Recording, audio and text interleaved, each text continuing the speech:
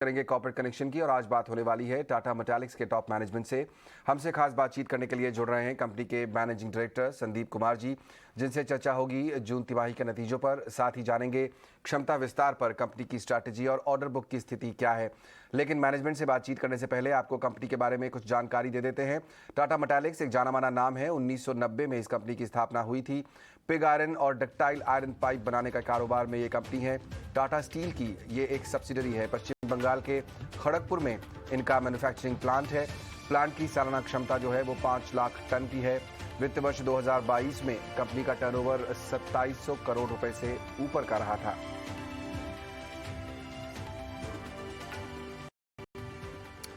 बहुत बहुत स्वागत संदीप कुमार जी ईटी नाउ स्वदेश पर आपका। नतीजों से ही शुरुआत करेंगे। यहाँ पर एक बार नजर डालें तो आंकड़े बहुत एनकरेजिंग दिखाई नहीं दे रहे हैं। आपका क्या असेसमेंट रहा, क्यों नतीजों पर इतना दबाव देखने को मिला इस क्वार्टर में? नमस्कार, धन्यवाद इस कॉल के लिए। ये जो क्वार्टर है इसका जो परफॉर्मेंस, जो नतीजे आए हैं, वो मेरे ख्याल से लास्ट 8-10 वर्षों में इतना कमजोर नतीजा आपको कभी देखने को ना मिला हो।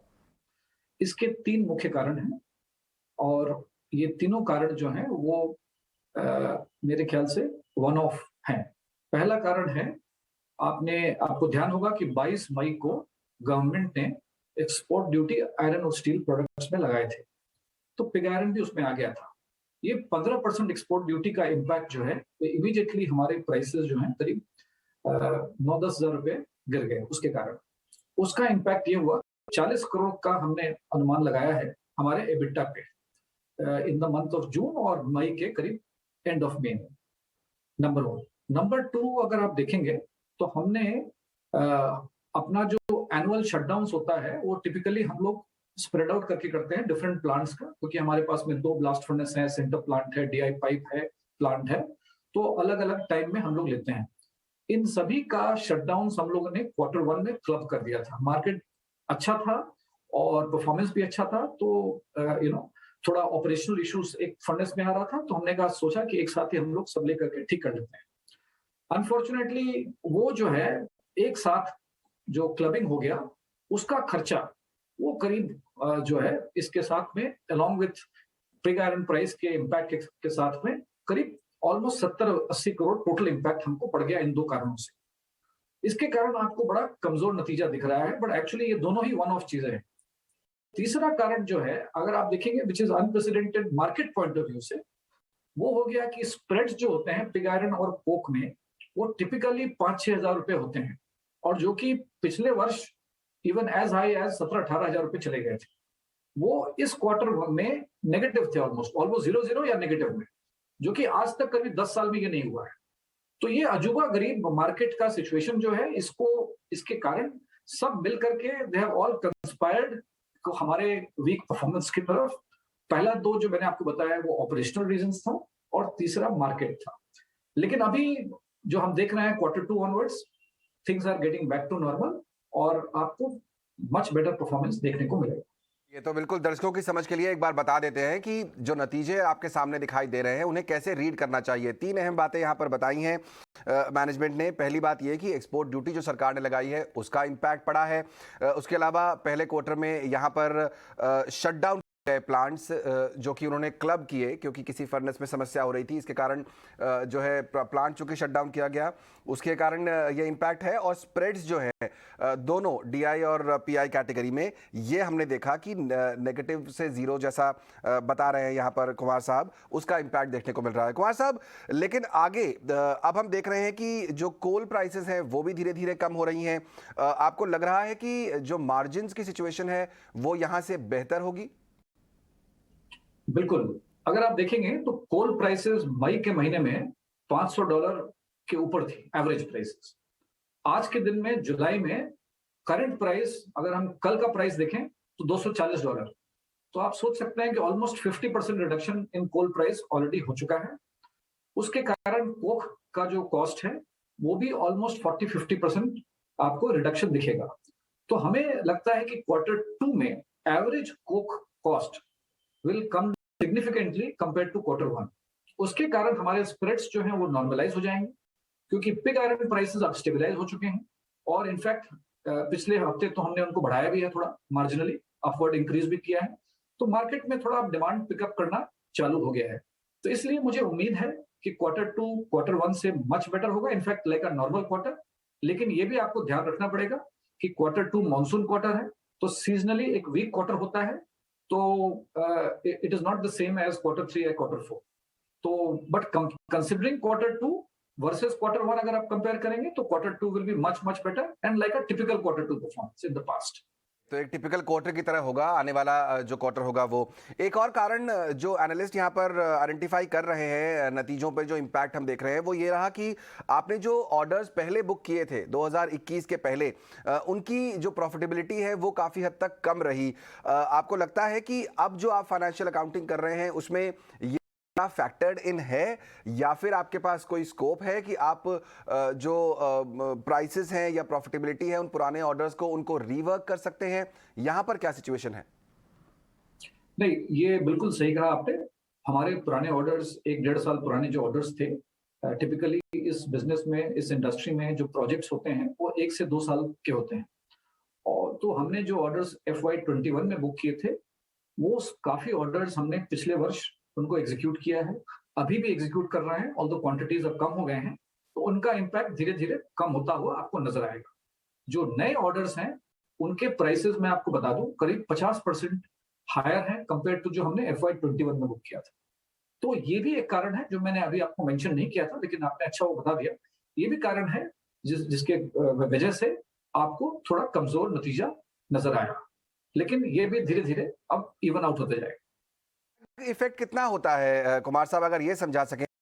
जब ऑर्डर बुक करते हैं और वो एक्चुअल में एग्जीक्यूट होता है, आपकी बुक्स पे दिखने लगता है, कितना कितना लैग होता है आमतौर पर इसमें? देखिए, अगर हम DI पाइप की बात करें तो टिपिकली हम लोग 9 to 12 मंथ्स की ऑर्डर बुक्स रखते हैं। FY21 में हमारे पास order books almost 14 to 16 months का था, तो कुछ ज्यादा ही था। अब आपको याद होगा कोविड के बाद में सडनली बढ़ोतरी हुई, तो हमने भी बुक कर लिया। और किसी ने उम्मीद नहीं की थी कि रॉ मटेरियल प्राइसेस $100 से जो कोल का प्राइस था जनवरी फरवरी मार्च पिछले वर्ष में, वो बढ़ करके $670 पहुंच जाएगा इस मई के महीने में, सॉरी मार्च के महीने में। तो 1 वर्ष 2 महीने में, 1 वर्ष के अंदर में कोई 6 गुना 7 गुना प्राइस बढ़ जाएगा, ये आज तक कभी हुआ ही नहीं था। तो इसकी उम्मीद नहीं थी। तो इन सब कारणों से हमारे परफॉर्मेंस पे बहुत ज्यादा इम्पैक्ट पड़ा है। और कोल कोक का जो होता है, अगर हमने मार्च में खरीदा है तो उसका इम्पैक्ट हमको नजर आएगा आपको अप्रैल में जून में, थोड़ा बहुत जुलाई में भी आए। तो नॉर्मली 1 क्वार्टर के लैग से रॉ मटेरियल का प्राइस का इम्पैक्ट आता है और पिग आयरन प्राइसेस इमीडिएट होते हैं। इसलिए मैंने कहा जैसे 22 मई को गवर्नमेंट ने एक्सपोर्ट ड्यूटी इंपोज किया, इमीडिएटली 23 मई से उसका इम्पैक्ट दिख गया हम, क्योंकि pig iron prices daily weekly book होती, लेकिन रॉ मटेरियल जो होती हैं वो आपको लैग होता है। और DI पाइप में भी लैग होता है। तो इसलिए हमें DI पाइप में पुराने ऑर्डर्स FY21 के, उन्होंने हमें प्रेशर डाल रखा था पिछले वर्ष, अभी भी थोड़ा बहुत है, लेकिन अब हमें हायर प्राइसेस मिल रहे हैं और आपको अच्छा नतीजा दिखना चालू होगा, मोस्टली H2 से, लेकिन कुछ हद तक Q3 में भी, Q2 में भी। मैं अगर ये समझना चाहें कुमार साहब, आपके कंपनी की ऑर्डर बुक इस समय कहां पर खड़ी है? करंट जो ऑर्डर्स हैं इन हैंड वो किस लेवल पर हैं? अभी करीब हमारे पास में 7 महीने का ऑर्डर बुक है DI पाइप्स में। पिग आयरन तो खैर जैसा मैंने आपको बताया डेली वीकली और मंथली होता है, तो उसके ऑर्डर बुक से कोई मतलब नहीं है। लेकिन DI पाइप 7 मंथ्स, जो कि टिपिकली हमारे पास में 9 महीने तो रहते ही हैं। अभी ऑर्डर बुक्स क्यों कमजोर हैं? वो इसलिए भी है क्योंकि इतनी हाई प्राइसेस चली गई थी कि प्रोजेक्ट्स में, गवर्नमेंट के प्रोजेक्ट्स का उनका बजट एक्सीड कर गया था, तो बायर्स जो है वो खरीद नहीं पा रहे थे। अब जब प्राइसेस सॉफ्टन होकर थोड़े नॉर्मलाइज हो रहे हैं तो ऑर्डर्स आने चालू हो रहे हैं। इनफैक्ट अगर मैं आपको ऑर्डर विजिबिलिटी की बात करूं तो एकदम अनप्रेसिडेंटेड ऑर्डर विजिबिलिटी है। जो गवर्नमेंट ऑफ इंडिया का जल जीवन मिशन है, उसके अंडर करीब 1,20,000 करोड़ का इन्वेस्टमेंट एलोकेशन इस वर्ष सिर्फ सेंट्रल गवर्नमेंट का है, जो कि पिछले वर्ष सिर्फ 20,000 करोड़ का करीब खर्चा उन्होंने कर पाए थे। तो अब 20,000 की जगह में अगर 1,20,000 हो तो आप समझ सकते हैं उसका क्या इम्पैक्ट है। हाँ, ये जरूर है कि 1,20,000 वो खर्चा कर पाएंगे कि नहीं कर पाएंगे, ये ऑफकोर्स थोड़ा डाउटफुल है। लेकिन किसी भी कारण से अगर 20 का 35 भी होता है या 40 भी होता है तो डेफिनेटली ऑर्डर बुक्स में काफी सिग्निफिकेंट इंप्रूवमेंट आना चाहिए मेरे ख्याल से इन द नेक्स्ट 2-3 मंथ्स। एक आखिरी सवाल पूछूंगा कुमार साहब, आपने यहाँ पर बताया दर्शकों को, अपने निवेशकों को कि जो एक्सपोर्ट ड्यूटी यहाँ पर सरकार ने लगाई है उसका काफ़ी हद तक इम्पैक्ट पड़ा भी है। जो खबरें आ रही हैं वो ये कि सरकार के पास एक रिप्रेजेंटेशन भी दिया गया है कि वो पुनर्विचार करे इस एक्सपोर्ट ड्यूटी पे। क्या आप उस रिप्रेजेंटेशन के पार्ट थे और क्या आप एग्जैक्टली एक्सपेक्ट कर रहे हैं? क्या आपको उम्मीद है कि क्या आपकी मांग ये है कि तुरंत इसको रोल बैक कर लेना चाहिए?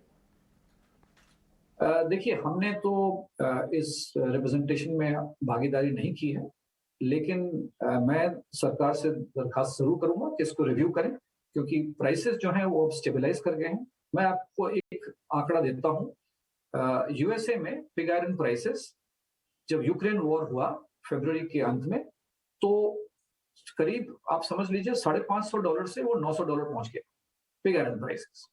और ये prices they are back to 600 plus, करीब 650 के आसपास। तो पिग आयरन प्राइसेस अब स्टेबलाइज कर गए हैं, इसलिए एक्सपोर्ट ड्यूटी का कोई मतलब नहीं है। और डोमेस्टिक में भी अब लोग जो है खरीदना चालू कर दिया है, डिमांड वगैरह, क्योंकि लोग थोड़ा नहीं खरीद रहे थे क्योंकि उनको वीक सेंटिमेंट लग रहा था कि और क्या हो जाएगा पता नहीं, अनसर्टेनिटी थी। तो इसलिए अब गवर्नमेंट को इसको रिव्यू करना चाहिए। मेरी ये दरख्वास्त रही। बिल्कुल, बहुत बहुत शुक्रिया कुमार साहब, समय निकालकर आज ईटी नाउ स्वदेश के साथ जुड़ने के लिए और पूरा एनालिसिस हमें बताने के लिए अपने नतीजों पर और आने वाले दिनों पर भी। यहाँ पर टाटा मेटालिक्स का टॉप मैनेजमेंट हमें बता रहा था कि किस तरह से जो नतीजे हैं उन पर किन चीज़ों का इम्पैक्ट पड़ा है। हमने देखा इस बार नतीजे बहुत इंप्रेसिव नहीं रहे। एक्सपोर्ट ड्यूटी का इम्पैक्ट पड़ा है सबसे बड़ा, कुछ शटडाउन किए उसका इम्पैक्ट पड़ा, और स्प्रेड्स जो है पिग आयरन और डक्टाइल आयरन जो है वो नेगेटिव हो गए थे, जिसका असर देखने को मिल रहा है। लेकिन स्टॉक में क्या करना चाहिए? फिलहाल भी 5% नीचे। राजेश अग्रवाल मेरे साथ जुड़ गए हैं, मेरे एक और खास मेहमान। राजेश जी, बहुत बहुत स्वागत आपका। क्या कॉल दे रहे हैं इस समय टाटा मेटालिक्स पर आप? देखिए, हमारी इसमें बाई की कॉल है, क्योंकि अगर आप देखो तो सिर्फ ये नहीं गिरे हैं टाटा मेटालिक्स के शेयर, पूरे मेटल्स पैक में हमने तेज गिरावट देखी है। और नॉर्मली ये जो कमोडिटी खास करके मेटल के स्टॉक होते हैं, ये 50 से 60% के करेक्शन दिखा सकते हैं। और 1364 रुपए की हाई करके ये स्टॉक अभी 660-65 में चल रहा है। मेरे हिसाब से 50% के ऊपर का करेक्शन हो चुका है। मैक्सिमम बाजार के सेंटीमेंट से अगर कुछ होता है तो 5-10% की गिरावट और हो सकती है, बट लंबी अवधि में इसमें कई पॉजिटिव्स है। एक तो चौथी तिमाही जो FY23 की आएगी, वो हमारे हिसाब से DI की जो इनकी कैपेसिटी है वो 4 लाख टन के आसपास हो जाएगी। कैश फ्लो बहुत हेल्दी है, स्ट्रॉन्ग बैलेंस शीट है। सबसे अच्छी बात है कि जो जल जीवन मिशन है उसका एक की बेनिफिशियरी है। और दूसरी जो बहुत पॉजिटिव इस कंपनी को लेकर के मैं जोड़ना चाहूंगा वो ये है कि जहां कोयले के दाम में $670, मई में $500 के थे, वो अब जुलाई में $300 के आसपास के आ गए हैं। तो जो प्रेशर इनको रॉ मटेरियल कॉस्ट पे पड़ रहा था वो वहां से सुधार होता हुआ दिखेगा। गवर्नमेंट जो वाटर इंफ्रास्ट्रक्चर पर एक अधिक खर्चा कर रही है, उससे DI के पाइप के रोबस्ट डिमांड दिखेंगे। और सबसे बड़ी बात, जो एक्सपैंडेड कैपेसिटी है उससे भी वॉल्यूम ग्रोथ दिखेगी। तीसरे, रॉ मटेरियल के जो फायदे होंगे रॉ मटेरियल में क्रैश के, वो तो अपनी जगह ही। अगर दूसरी तिमाही में उतने अच्छे नतीजे ना भी आए, मेरे ख्याल से पहली तिमाही से तो बेहतर आएंगे, बट हमारी उम्मीद है कि सेकेंड हाफ में ये अच्छे नतीजे दे सकेगी। और हमारा अनुमान है कि 800 रुपए तक ये स्टॉक आने वाले 2 से 3 क्वार्टर में जा सकता है। चलिए, 2 से 3 क्वार्टर में 800 रुपए तक के भाव देखने को मिल सकते हैं। बाय कॉल है यहाँ पर राजेश जी की तरफ से टाटा मेटालिक्स पे। बहुत शुक्रिया समय निकालकर जुड़ने के लिए हमारे साथ। इस बीच